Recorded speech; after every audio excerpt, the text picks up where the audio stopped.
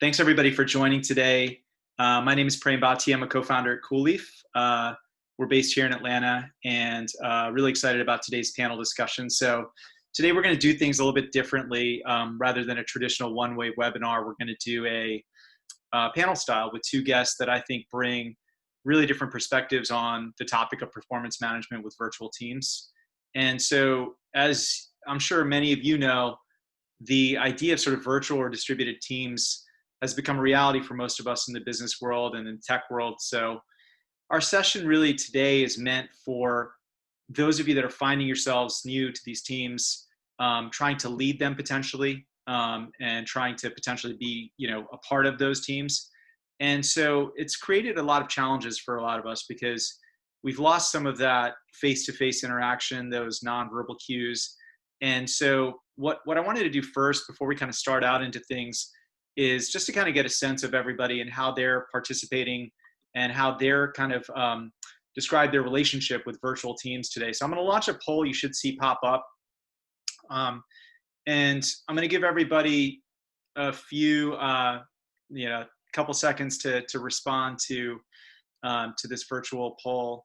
And then I'm going to get started with introducing our panelists, who we're really excited about having today. So I see the answers coming in. I'm going to probably give it another 5 seconds or so. So it looks like, thank you all for doing that. We've got about 80% of folks that have responded. So it looks like the vast majority of you are managing or leading virtual teams today.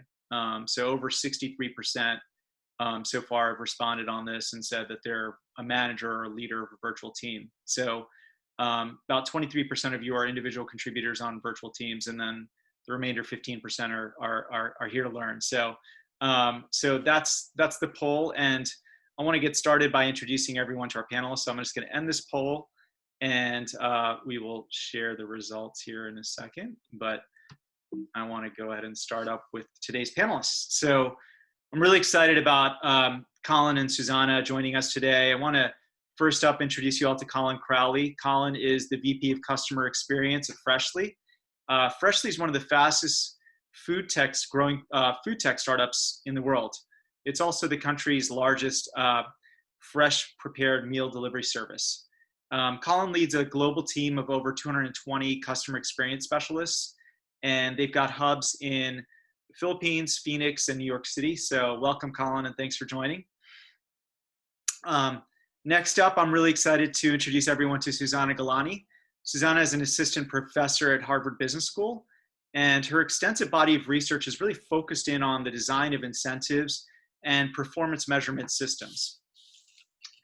Susanna has been featured in multiple journals, including the Harvard Business Review. And so we're really excited to have you here today. Thanks, Susanna, for joining. So just a quick note at the end of today's session, we're going to have a full time for a few minutes for Q&A. So you can feel free to submit those questions through the Q&A capability. And we're also going to be recording, we are recording today's session, so you're going to have this available for you as well.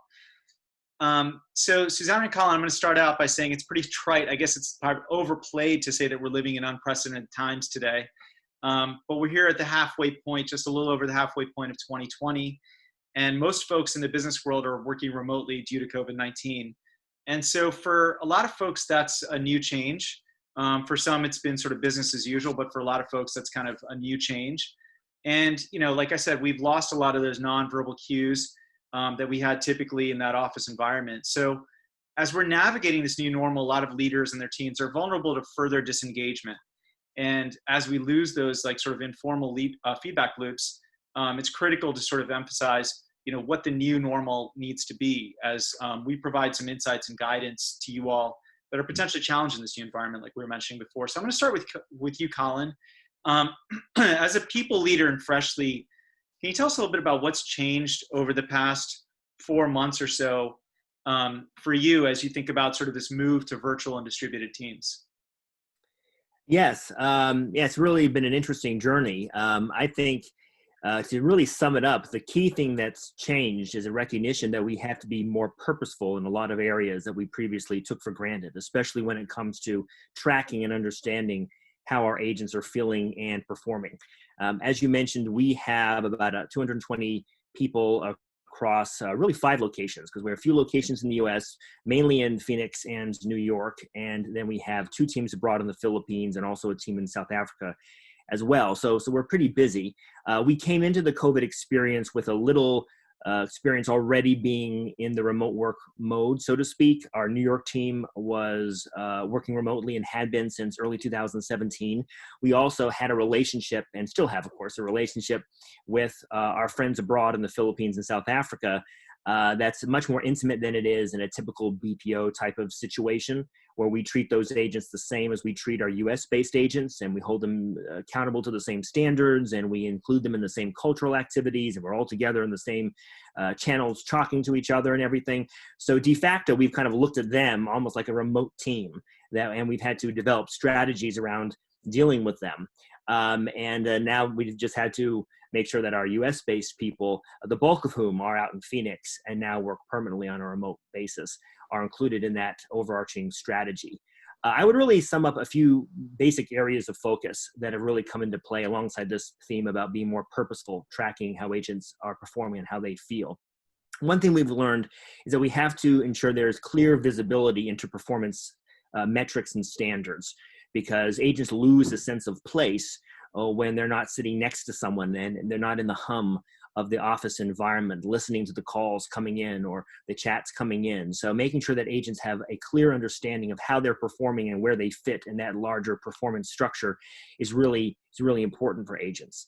The second thing is we have to be much more purposeful about cultural awareness. So we can't take for granted the fact that we have a temperature check on how agents are feeling, because we listen to conversations and interact with them, and you just have that inherent human empathy where you can understand, okay, things are going well for this person.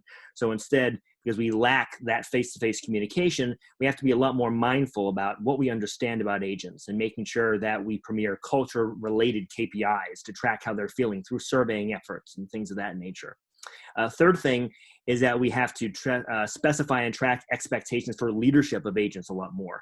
Again, we lose visibility into the types of conversations our leaders or supervisors are having with the agents under their care, which is really important, because we want to make sure that those conversations are geared towards coaching and mentoring and not involving just wagging a finger at someone and telling them what they're doing wrong.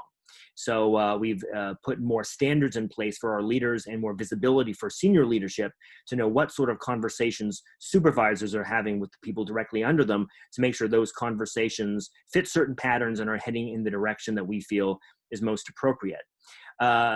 Fourth, I would mention also the general concept of embracing tighter, more regularized, and more diverse communication strategies. So obviously a big challenge when you're not sitting next to someone, being able to communicate information to them in the office environment. So we've had to be a lot smarter about how we communicate information to agents, and how much time do we spend on the fun cultural stuff, and where do we put those so it's not too overwhelming.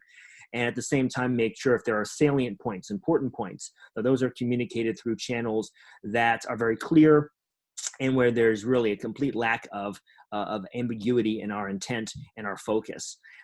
Fifth and lastly, and I'll talk a little bit more about this area, we've spent a lot of time overhauling our incentive structure. We had an incentive structure going in to the COVID world where we were incentivizing agents based mainly on performance in the various contact channels in which we engage, so email, chat, messaging, etc. But we've really doubled down on emphasizing incentives. Talking a little bit more about that, because it's very apropos to this particular discussion, we really use incentives as a substitute for some engagement strategies overall. For our friends abroad, we had committed ourselves to being a regular presence in the Philippines and South Africa by ensuring that senior leaders and even people under senior leadership had the opportunity to go and visit those locations. But of course, we can't do that anymore with the COVID situation. And it's really important that we maintain a connection to those people, especially because there's so many geographic miles away. For that reason, we really tried to use incentives as a way to try to knit the entire department together in more creative ways and be almost like a travel substitute, by making sure there are different ways we can touch agents and touch their experience and make sure that they feel recognized for the great work that they do if we're not there in person to shake their hand and say, great job. Just to kind of summarize a few of the initiatives that we've undergone on the incentive portion. First, we've increased the overall number of available incentives. So we've increased it past the more basic performance incentives that we had going into the COVID experience. Secondly, we've increased the variety and the value of incentives. So whereas previously the incentives were pretty standard in terms of what you were getting if you were awarded anything, we've made the value of incentives very, very different based on the incentive itself. So it's added a little bit more diversity into that experience. Third, we premiered wildcard incentives for strategic purposes. So if we have strategic needs or strategic gaps that we want to fill in certain areas, rather than just having this jaded system where you're always getting awarded for certain things, we add different types of incentives into the fray to keep things interesting and keep agents engaged and make sure they understand there's always different ways they can be recognized. Fourth, we premiered cultural incentives. So not just incentives based on efficiency, or typical call center KPIs when it comes to talk time, as an example, or response time on email, but rather throwing in some incentives that are more intangible and that have to do with general teamwork and how you function as a member of a team. Fifth, we've increased the redemption options for incentives. So we use a points-based system. So you earn a certain number of points and then you can redeem those points for something. So we decided to increase the types of objects and rewards you can get from the incentives you win. So again, just keeping it a more interesting, engaged system. Lastly, we've made recognitions more public across the board. So when we do incentivize people and they do win recognition, we make sure that we do a lot more to advertise that publicly than we were doing in the past, where maybe in the past we were posting the recognition in one channel or another, but now we really make sure that we post it very, very publicly, and we make sure that all the people across all our locations can celebrate in the achievements of those people who do win incentives and show excellence in certain key areas. That's kind of a good overall summary of how we've changed our incentive structure. That's fantastic. Thanks, Colin, for running us through that. I think, Susanna, as you hear, some of what Colin's talking through, obviously you're bringing a different lens to this from the academic standpoint. You've also done a lot of work relative to, sort of what's the difference really between a term that you and I talked about earlier, what you said, which is, real-time performance management versus what we'll call old school performance measurement. And why is that more relevant? What is that all about, and why is that relevant today for us? Well, to start, the idea of performance management is much broader than that of performance measurement. Managing performance requires a lot of upfront work. Fundamentally, you have to set up structures and systems ex ante so that workers can A, understand the goals and the priorities of the organization, B, understand how their individual work contributes to the overall goals, and C, can be endowed and provided with the tools that they need so that they can support their performance, deliver their performance, so that they can achieve those goals. Traditional performance measurement is sort of an ex post thing. So you look at some outcome measures, you compare with expectations or targets that you might have set, and you adjust the course for the next cycle. Performance management instead requires much more of a real-time, continuous feedback loop so that you can continuously motivate your workers not only to work hard, but to work hard on the right things. So if you allow me to use a metaphor, performance measurement is like to give workers a destination and a map. There are some suggested paths that you can take to get to the destination, but what matters is that you get there. Performance management instead is like to give them a GPS that tells them if they are on the right track or not, anytime they need to know that, so that they can adjust their course in real time. In a remote work environment, performance management is much harder to do than in an in-person environment. For example, as Colin was saying, we don't have the proximity, so communication becomes very formal in everything you do, even being on Zoom or on Slack. As Uprem said earlier, we no longer have the nonverbal cues or a way to check on each other to see if anybody has difficulties or needs help or might need some more direction. And for those that need help, now you need to be proactive and formally ask for it. And by the way, you know that your request for help will be recorded in some system for all posterity to have access to it if they want to. Now, this can create a huge barrier to informal human communication and collaboration. Also, people feel less part of a team. Colin mentioned this idea of not having the sense of space. Well, there's also the aspect of not knowing who is on your team. And you don't have your colleagues or your manager right there to ask questions, or you can't even have the water cooler chat for the value that that brings. So people tend to feel more isolated. Some people thrive actually in this environment, but others struggle. So it's important to know who deals well with this and who doesn't. Also, in a remote environment, it becomes even more critical to manage performance ahead of time. This is the idea of real-time performance management, right? We need to create a whole cockpit of early warning signals and to measure not only the outcomes, but also the inputs and the processes. Instead of waiting to see if the results are good, now you need to know that the activities and the behaviors that lead to those results are actually being performed while they're supposed to be performed. Therefore, leading indicators of performance become extremely critical because they can let us know if any corrective action needs to be taken before it becomes too late.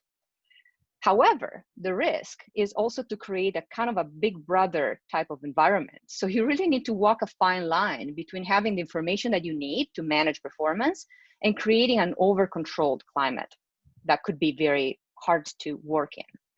Right. With respect to the point I made earlier about the sense of belonging, the informal communication, the water cooler encounters or lack thereof, it appears that this is much more salient for millennials and for Gen Z than it was for prior generations.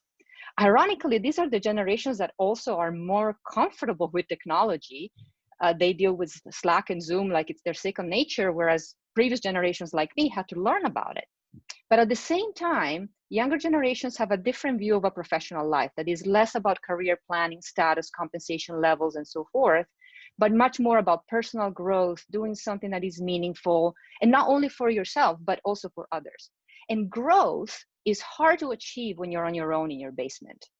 The lack of opportunities for informal and spontaneous exchanges becomes a huge hindrance to the transfer of knowledge.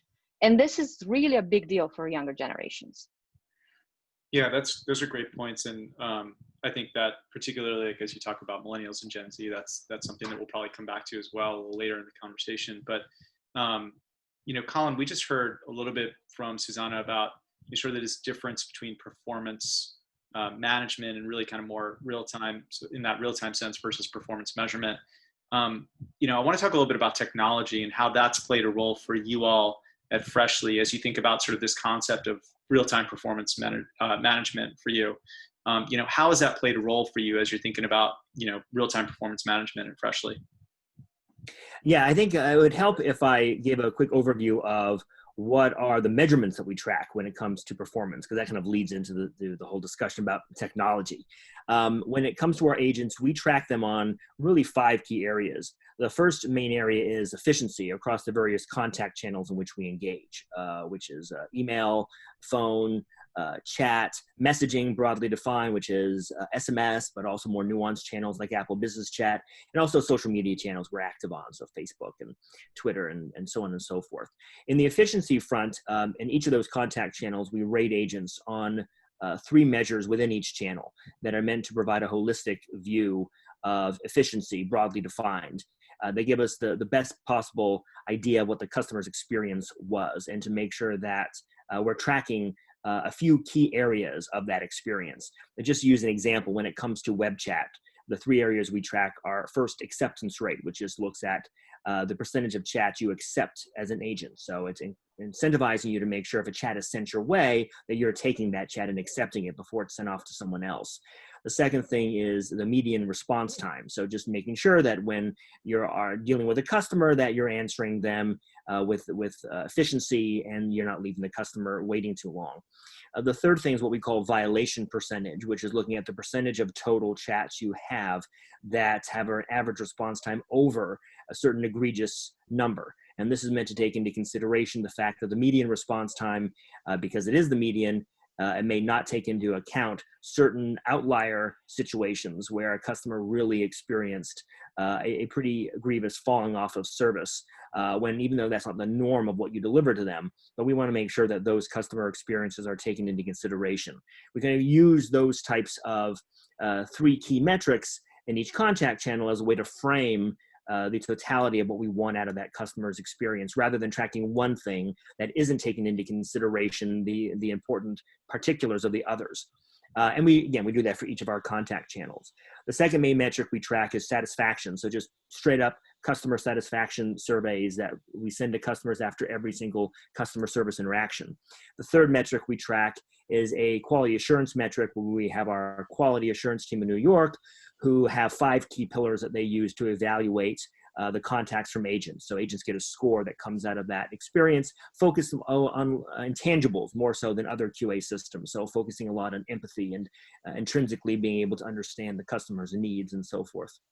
The fourth metric is a general training metric, where we hold agents accountable for continual trainings that we have, like weekly or bi-weekly, where there are different training lessons that are sent out. So we want to make sure that you're held accountable for the training scores that you get on those quizzes. The fifth and last metric is really more of a cultural metric, where we have an internal rubric that we use for evaluating teamwork, as you may broadly define it, also into 5 pillars. And agents have a conversation with their supervisor at the end of every month, where they rate themselves on those 5 pillars in terms of how they're contributing to the overall team. And that also ends up in a score. Those are the 5 metrics we track when it comes to our agents. And the role that technology plays is really enabling us to be able to track all those metrics and surface them to agents in a way that is digestible and palatable. And that's really one of the key benefits that you get out of technology. If I had to sum up the main benefits of technology and how we use it, I would do it this way. First, technology allows you to track diverse data points. The ability of technology to be able to grab all this information that we have. So having a system that allows us to do QA and calculates a score, and having a system that allows us to get survey details from customers, you need to have something that it just enables you to get the information to begin with. And one challenge for a lot of companies, especially if you're early in your experience, is just simply being able to get the data that you need to be able to understand how agents are performing, let alone how you display the data or how you communicate the data.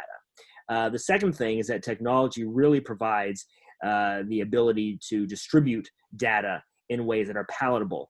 Like I said, you can have all the data in the world, but you have to be careful about what you're tracking. And when you decide what is relevant to track, you have to make sure that it can be presented in a way that agents can understand, and that's not too overwhelming to agents. And also that it's understandable to leaders too. So leaders can take action on the data, as opposed to just look at this very, very scary looking table that has a bunch of numbers in it, but they can't really create actions based on those because it's just too visually overwhelming and noisy. The third thing is that technology really helps to create efficiencies in the process of gathering data. We actually use some very low-level RPA, robotic process automation technologies, where we have a bot that actually runs and exports data from our CRM system and then uploads it into a central place for agents. So that even that process is no longer manually controlled like it used to be back in the day, where it would take up time for someone to extract data and represent it to agents and so forth. So now we have a bot taking charge of that. So some aspects of the process that were a little bit painful for a period of time have now been made much, much less painful for us and much, much more efficient. The fourth thing I would say is real-time incentive delivery is also key. Technology, because it's tracking like these response times, acceptance percentage, and all the other things I mentioned in real time, really empowers leaders to be able to incentivize agents in as real time as possible. So there's not this lag in terms of when data is collected versus when it's available to agents or when it registers on the agent end. So it allows us to react quickly if someone's doing a great job in a certain area, to be able to deliver recognition to them quickly. So you really catch that special moment. The last thing I would mention is that technology really allows a holisticity of place, for lack of a better phrase. It allows you to take all these different data points and present it in a way that's not only just in one place, but it's also visually pleasing. So we use a separate software that's able to take all this data and present it in a single view to agents. So it's very easy for them to look at the data and access it, and even have indicators like showing them how far above or below goal they may be, and have distinctions between if they've met the goal versus exceeded the goal. So all those aspects of the agent experience are regulated and presented to them. So there aren't areas where they have to kind of guess. I mean, am I just meeting the goal, or am I considered above the goal? And that, again, helps agents have a sense of place in the larger organization, especially when they're dispersed across many geographic areas.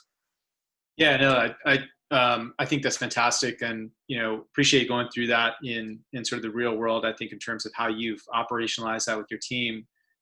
Susanna, as you think about this, I think a lot of people might be saying, well, that's great. I just have, how do I avoid data overload in this, right? So is it enough to look at, what do we need to consider as we're thinking about what are the right metrics to track, as we think about real-time performance management, and how can we, kind of avoid that risk of data overload with these topics then?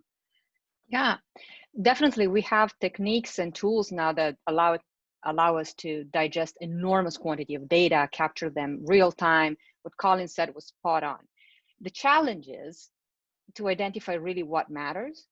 And by that, I don't mean that you should choose only what matters in terms of what you want to measure, but the challenge is much more relevant for what you want to communicate and how you want to use this enormous set of data or a subset of that to really manage performance.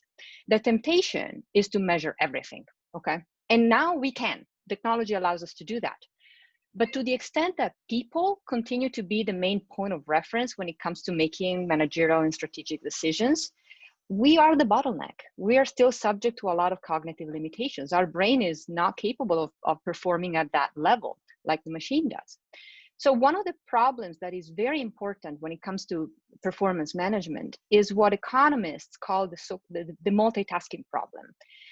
When we provide individuals with multiple measures of performance, especially when these measures of performance relate to activities that compete for the worker's time or attention or effort or skills, the natural tendency is to focus on those dimensions of performance that are more clearly and easily measured. So I know how this aspect of my performance will be captured. B, better rewarded or more clearly rewarded. So if I know that I am paid a certain amount of money for every call I make, I know that more calls equal more money, and I'm very much likely know how much money for each additional call. And C, what we're already good at doing. So if I have 2 or more performance metrics and one relates to an activity that I'm already good at, and one is a new activity or a new way of doing things, I will default to the one that I'm already comfortable with. So the punchline here is just because you can measure something, it may not be a good idea to share the outcomes of all those metrics.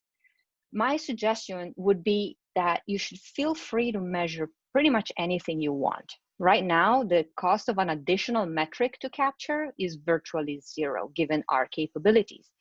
But when it comes down to communicating, to setting targets, and to giving feedback on performance, you should be very careful about picking the important metrics. Communicate only those.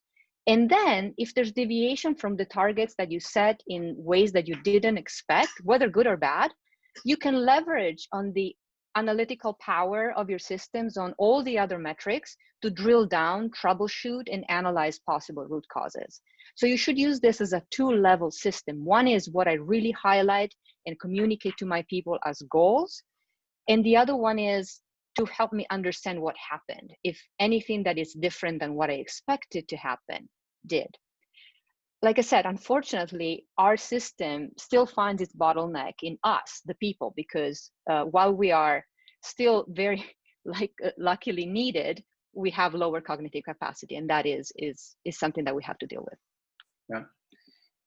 Yeah. I mean, I think as you think about this idea of incentives, I think, and sort of data overload, we've talked about, data and sort of real-time performance management, the implementation of sort of SaaS platforms into that. Colin, I want to talk a little bit about, some of the, areas of at Freshly, but actually I probably jumped ahead as want to actually, before I do that, Susanna, talk to you a little bit about something on incentives, because we talked about incentives. I think Colin touched on that a little bit, but can you tell us a little bit about the research that you've done on incentives and how organizations can maybe apply that successfully, particularly in today's world?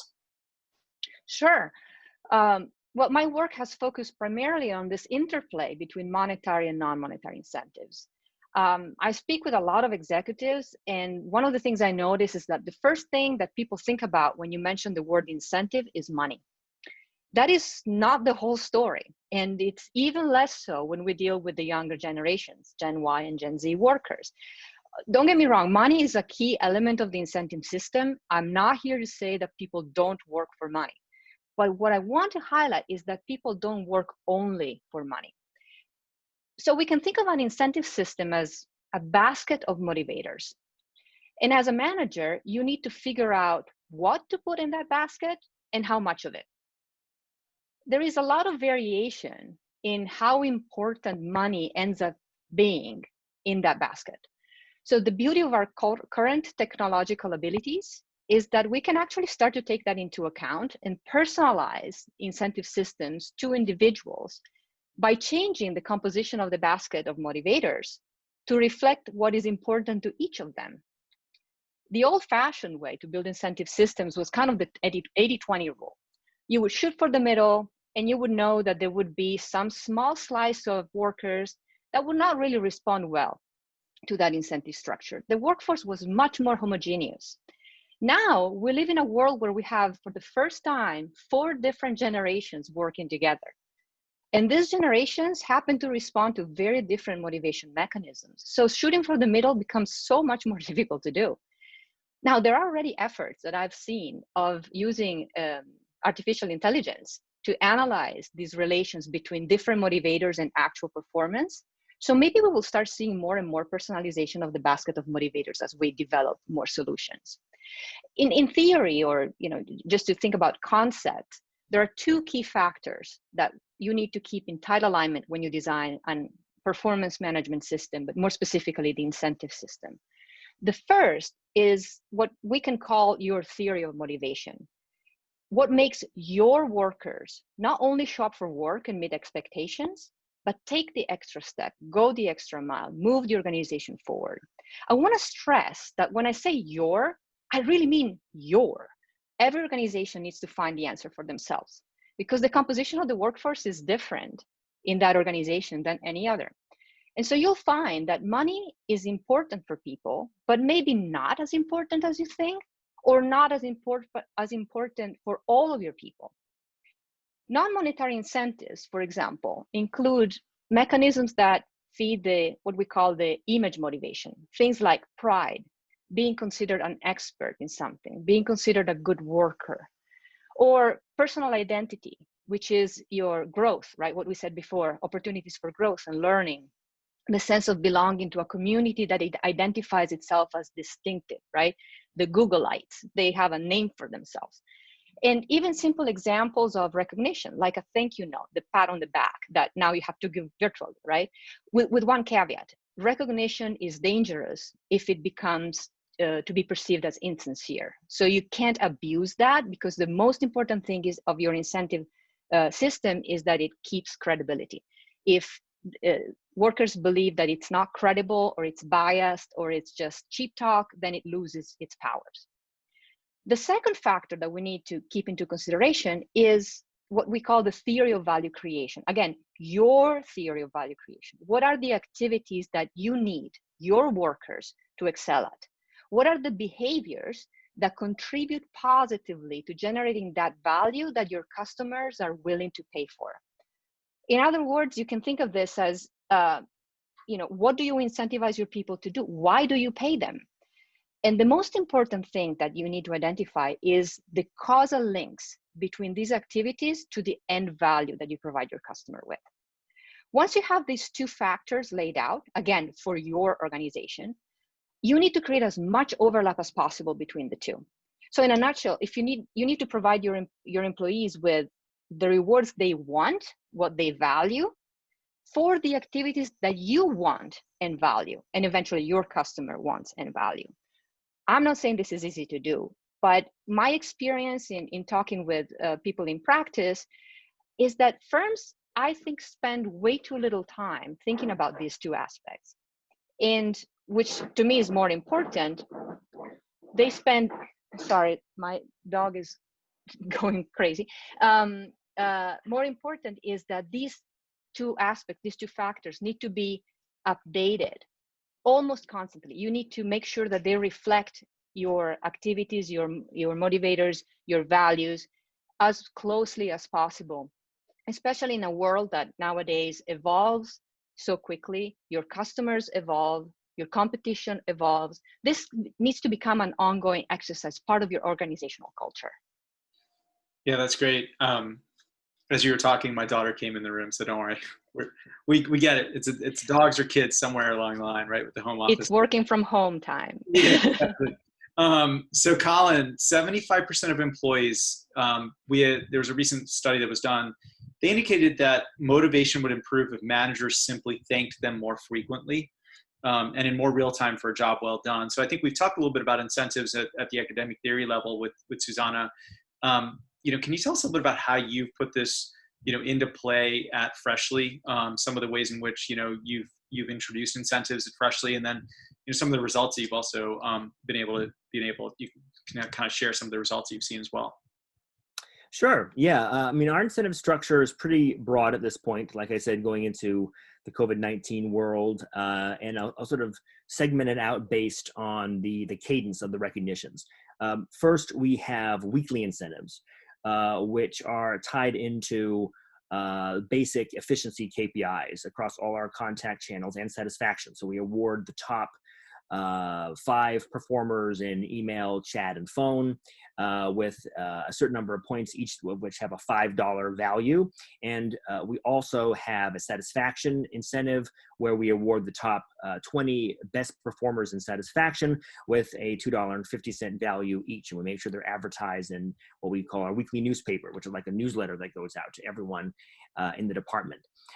Second, we have biweekly performance incentives, which in this particular case are just training-based incentives. So we do biweekly training quizzes. So every 2 weeks, if you get a 100% on one of the training quizzes that's sent out accompanied with its appropriate lesson, then you get points valued at $2.50 that you can redeem.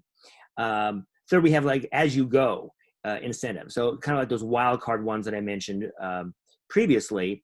But the best example of this would be incentives that we expect our supervisors to award.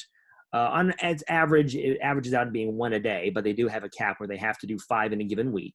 And they can distribute those wherever they care in the course of a week, where they recognize an agent for great teamwork according to our in-house corporate values. So we have a corporate value system, and under 5 pillars, and you're supposed to recognize an agent 5 times in a week, one agent who exemplifies those values and describe why. And there is a $1 value for each of those awards, and then there's a monthly award tied into that for the person who has the most recognitions in their individual office. Fourth, we have monthly performance incentives, which we use for a few different purposes. So this is what we use for our top QA performers. So we have to wait a little bit to get enough data to be fair in judging who is a top QA performer. So the top 6 people, we give a $20 value each, so it's a more heightened value.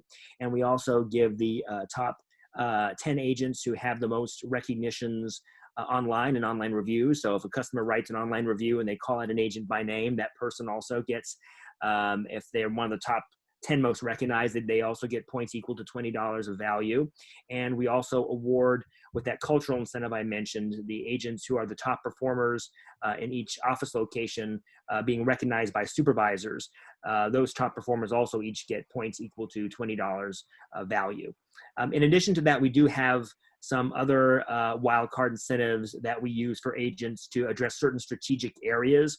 One example being, if you go through a period of time where there's a lot of customer service issues coming in, like there's a serious weather events that disrupt carriers in the US, and you have a lot of customers complaining about not getting their orders on time, and it's a really rough time for agents. So we've gone through and we've recognized all the agents who worked a particular shift or worked a particular day because they were undergoing an especially onerous workload. So we were recognizing all of them with certain points which they could redeem for $1 value. Another example would be when we were making some changes to a team one of our teams abroad where we had to let some agents go due to performance issues, and we wanted to make sure that the remaining agents felt that we were invested in their situation and invested in them for the good work they have done. So we awarded them some additional points as well to make sure that we can showcase our appreciation for the work and the time and the effort that they put into their everyday lives at Freshly. There are different types of things like that, but we try to keep it interesting and make sure that a large swath of territory is covered in the different incentives. We also try to make sure that the ways you can redeem these points, even though they ultimately do come to a dollar value for budgeting purposes, it doesn't mean that you have to redeem the points for something that has a dollar value. There are various ways that agents can redeem points. First, one way are just gift cards. So we have gift cards where you can go in, and after you have a certain number of points, you can get like a $20 gift card to Amazon or something. And to Susanna's point about making sure that rewards are relevant, we had to go through a lot of due diligence in making sure that we had gift cards that were specifically relevant for our friends in South Africa and the Philippines. So we had to do a lot of research to find sources that would be relevant for them and ask those agents, what sort of gift cards do you want that you can use in your everyday life? So we make sure that those gift cards are relevant across all the different offices that we have. The second thing is you can redeem your points for PTO. So you can choose to leave 2 hours early on a given day if you want to make a trip to the store, or you can opt for a half day or a full day or 2 days off or 3 days off in addition to any PTO you already have scheduled. So we have people who take advantage of that to spend more time with family, which kind of reveals more of the qualitative component to these incentives as opposed to the monetary component. The third thing is office supplies, especially with people working from home, but even in the office. So if you're kind of interested in getting a better chair, like a bounce ball chair or something like that, or you want something nice for your desk, we have a little marketplace where you can go and choose certain office-related items. And yes, this is also true for the Philippines and South Africa as well, where we found local vendors who can handle that for us.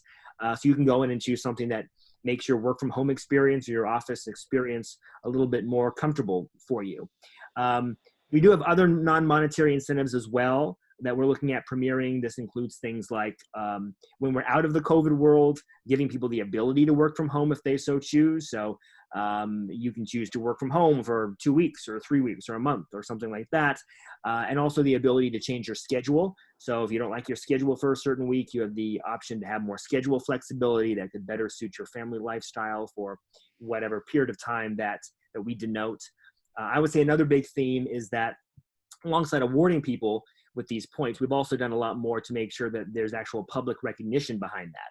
So when it comes to things like our satisfaction incentive and the weekly awards for top performers in each contact channel, we have a community manager who's in charge of culture broadly, who does a really great job of advertising those winners in a very flashy way with his really colorful leaderboards that are emailed out to everyone. So they see their name up there and they see what score they got or what their satisfaction percentage was. And that also just helps to increase the recognition and make sure that people get duly appreciated.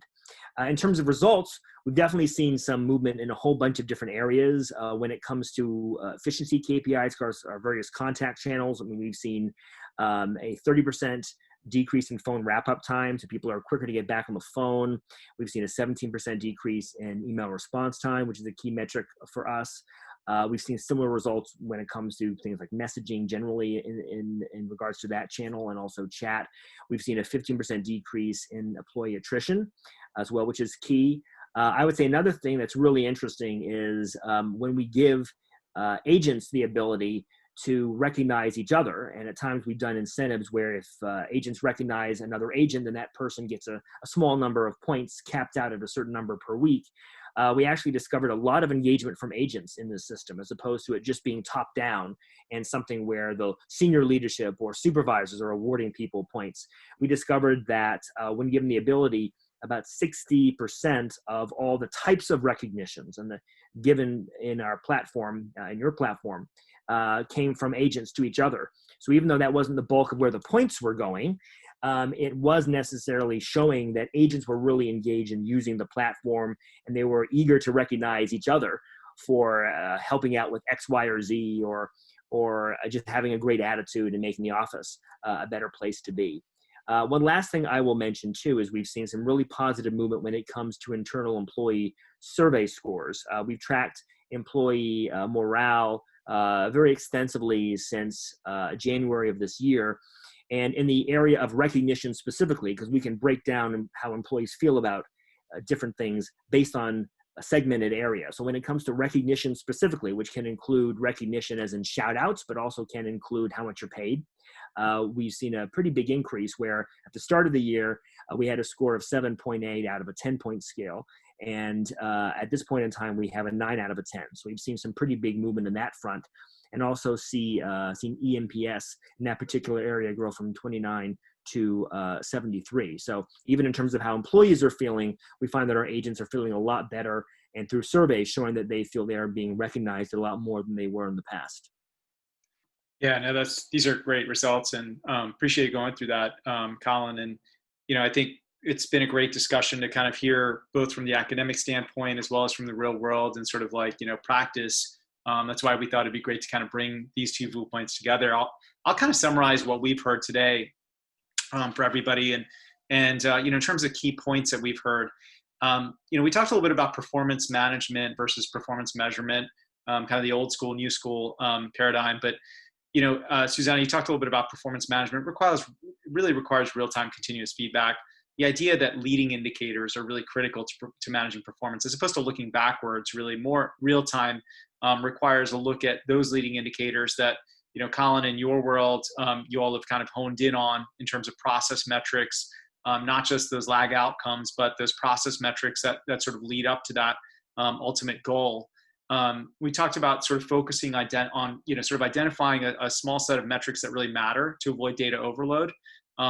Susanna, you offered up some of those best practices relative to that. We also talked about the idea of small personalized incentives that can be more powerful than necessarily larger ones, which I think, really harmonizes pretty well with a lot of the research that's out there around small incentives, process related incentives, as opposed to, these large events, sort of, lag outcome based rewards that are happening at the end of the year, or maybe, biannually, whatever it might be. The idea of sort of moving to more rapid fire, small personalized incentives, and then evaluating and refining those incentives on an ongoing basis to ensure that you're really measuring and you're really focused in on those outcomes and those process metrics that matter.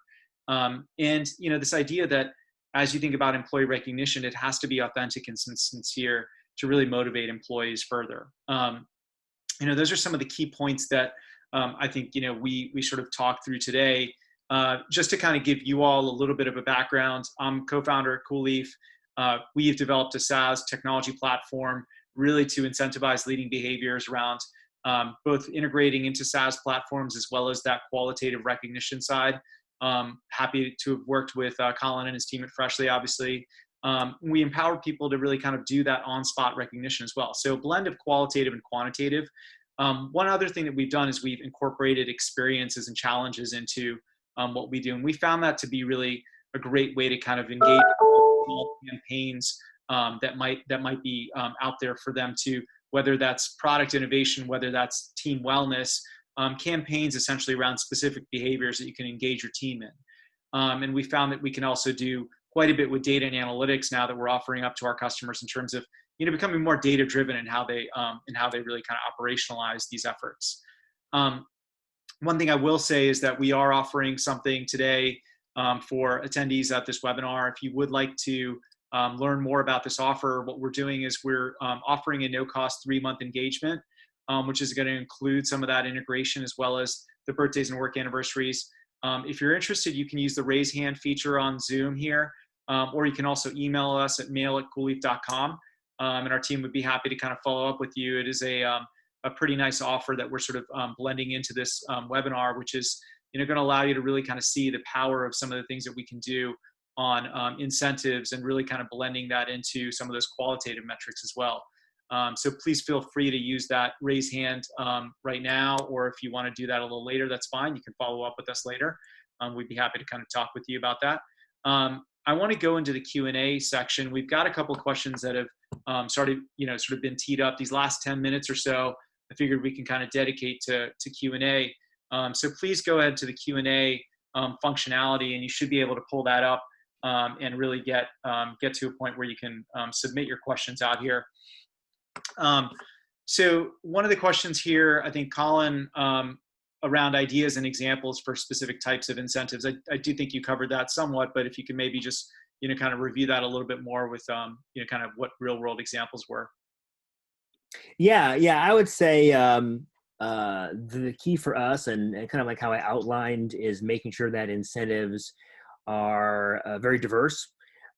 So they're touching on a lot of different areas as opposed to just focusing on efficiency or just focusing on satisfaction or just focusing on QA standards. So finding as many areas as possible really helps. Some other areas that I didn't mention that would be good examples of incentives, which we have used in different contexts, would be like attendance. So attendance being, of course, a big issue in the customer support world. So I can envision using an incentive system very well when it comes to someone who has perfect attendance or excellent attendance. We have used that, but morely in the case of giving people additional time off as opposed to using it in our points-based system. But then that would lend itself very, very well to a points-based system. I know other areas where you can use incentives is by setting people certain goals, like interaction goals. So if you have a platform or software, you want people to be engaged in some instant messaging channels more, then some things that we do is we track engagement levels with we use Slack as an example. So we track our engagement levels with Slack. So maybe you can have incentives around awarding people who engage at a certain value or above, and you can kind of define what that is. But that's also another area where incentives could be important. I think another area, even though we focus more of the discussion, of course, on agents, but another key area is looking at incentives for leaders as well. So we've tried to be conscious of the fact that there are different segments of our customer support organization, and we want them all to feel valued. So in some cases, we've had leader-specific incentives, and we have some specialized teams that handle more nuanced areas like deal with escalated situations with our carriers who normally would be frozen out of a lot of the more typical agent incentives. And we empower the leaders of those particular teams to have like wildcard incentives where they can choose, you get a certain number of points that you can distribute over the course of the week, and you strategize how you want to use those points so the people in your team can be recognized. And I bring that up because some of it doesn't all have to be top down. Some of it could just be setting a budget and empowering different segments of your organization and their leaders to decide what incentives work for them, and to empower leaders to be able to be more autonomous in the incentives they give, as long as they fit within a certain structure for your budget. Yeah, no, that's great. Thanks, Colin. I think next question for Susanna. And by the way, just to kind of reiterate, if you do have a question, use the Q&A section and go ahead. We're getting some of those piled up right now, so feel free to hammer away with questions. Susanna, as you think about tracking performance, one of the questions that we got is, around soft-based skills and performance when it's not so tech-based or data-driven. Some good ways to sort of track performance and essentially maybe even apply incentives towards that, but more so on the track performance piece when it's a little softer in nature. Yeah, it's a great question, by the way. This is definitely one of the most difficult things to do in remote environments, because these soft skills are those that generally you would observe by just being next to somebody that is doing that, right? Two thoughts come to mind about this question, and I would love to think about it a little bit longer, but obviously you're getting my gut reaction. So the first thing is create those opportunities to share these soft skills, these lessons learned, and you can gain a lot of information from that. If you see that somebody is very good at one-dimensional performance, and there's a difference between what they do and what other people are, or how other people are performing, you might want to understand in more detail what this person is particularly doing. And it's important that in remote environments especially, you create this sense of we're still a team, even if we're not co-located, and creating opportunities for people just to talk about what they did, how they did it, and what worked, what didn't work. It could help with respect to capturing these soft skills. As for recognition, that is where peer reviews and peer evaluations are really important, because if you get help or suggestions from one of your peers, one of your colleagues, and you have the opportunities to give them a shout out or point to your manager that this person was very helpful to you, that not only rewards this person, but sets an example for everybody else and incentivizes that behavior to go forward. We create a social norm in the organization that we can still help each other even if we're not in the same physical space. The last thing I would say, again, leverage on technologies. We need to create proxies for things that we cannot observe. And so leveraging on the capabilities of diagnostics and causal mechanisms that we can uncover using technology could point you in the right direction, and to understand what type of behaviors certain people do better than others and how to reward and incentivize those behaviors. But it's definitely the hardest thing to do when you're not in the same space. Yeah, no, and I think that's great. Thanks for going through that, Susanna. Colin, I think this one for you. Does it make sense to poll your team or your organization to determine what kind of incentives would be most valuable, or is that too much energy wasted? No, I think that's energy well spent. I mean, I would caveat it by saying that I would go into the experience assuming that you should have diverse incentives either way, because the problem with polling, of course, is it all depends on how many people are responding to the poll, and just the typical problems with surveying, basically, that manifests itself when it comes to customers, manifests itself when it comes to agents. So I would say it's best to go into it planning to have diverse means of being able to award people. So if you use a points-based system, making sure that gift cards are nice, and making sure that you do have PTO options or something else that's non-monetary. That also helps. And I know I'm kind of answering another question here, but it also helps on the budgetary front. So there may be some benefits you as an organization have, where maybe everyone says they want gift cards, but you also want to introduce other non-monetary incentives, because it also drives people to use those and they hit your bottom line differently. If everything's a gift card, then everything's a cost that you have to account for in a budget.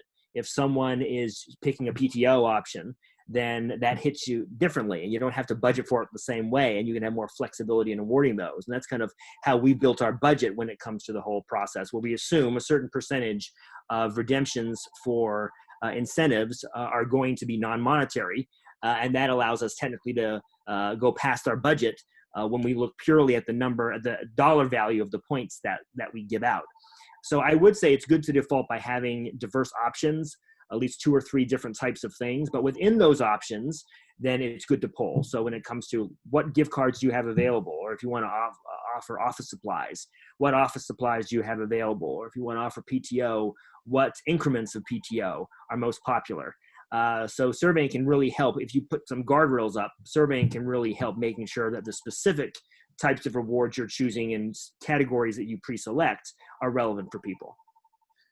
Yeah, and that's great feedback. I think for this one, I'd say, Susanna, probably start with you on this one, is that, not everyone uses Slack. So any ideas on how you could make recognition more company-wide without calling in all hands? So maybe you have some thoughts. Sure. And Colin as well, we'll probably talk to that. Sure.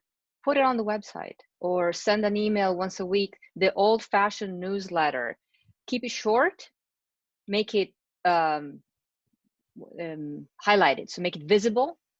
And that's all you need to do. You don't need to give a speech and call somebody on stage for everything, right? The simple fact that you can get recognition and that that everybody else is seeing the same information enhances the value of the recognition. It's not just between you and your boss. It's like everybody else knows that I did a good job. So any way that you can publicize this within the organization without, again, overdoing it, right? So do it once a week. These are the people that were recognized this week or this month. Do it timely, because again, we want to keep that tight link between the behavior being performed and the reward for the behavior. But you don't have to call on all hands to give a pat on the back to someone. Yeah, and on that note, I want to thank both of you for being panelists today, and I want to thank everybody who participated. We had some great questions, and I want to be mindful of time, so it is 1:00 Eastern. So thank you all for joining today, and hopefully this was helpful for you all. Again, we're going to have a recording of this available, and Susanna and Colin, can't thank you all enough. This is awesome. So we'll be in touch, and thanks everybody for joining. Thank you. Thank you. Take care.